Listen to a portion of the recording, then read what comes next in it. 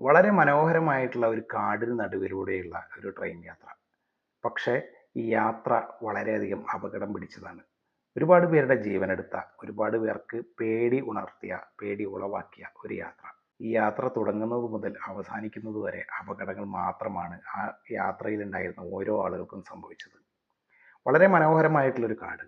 ആ കാടിന് നടുവിലൂടെയാണ് യാത്ര പോകുന്നത്. ഇതിൻ്റെ തുടക്കം ഒരു റെയിൽവേ സ്റ്റേഷനിൽ നിന്നും അവസാനിക്കുന്നത് ഒരു പഴയ റിസോർട്ടിലുമാണ്. അപ്പോൾ ഈ ഒരു കഥ തുടങ്ങുന്നത് യാത്രയിൽ നിന്നല്ല കേട്ടോ.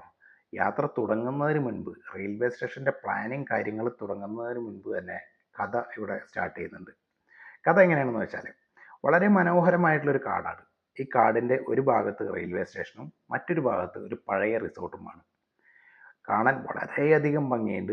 അതുകൊണ്ട് തന്നെ ഈ ഒരു പാതയിലൂടെ ഒരു റെയിൽപാത നിർമ്മിച്ചു കഴിഞ്ഞാൽ അതിലൂടെ ഒരുപാട് സഞ്ചാരികളെ കടത്തിവിടാനായി കഴിഞ്ഞാൽ ഇവർക്ക് ഒരുപാട് ലാഭം കിട്ടും. അതുകൊണ്ട് തന്നെ അങ്ങനെ ഒരു പാത അവിടെ നിർമ്മിക്കാനുള്ള പ്ലാൻ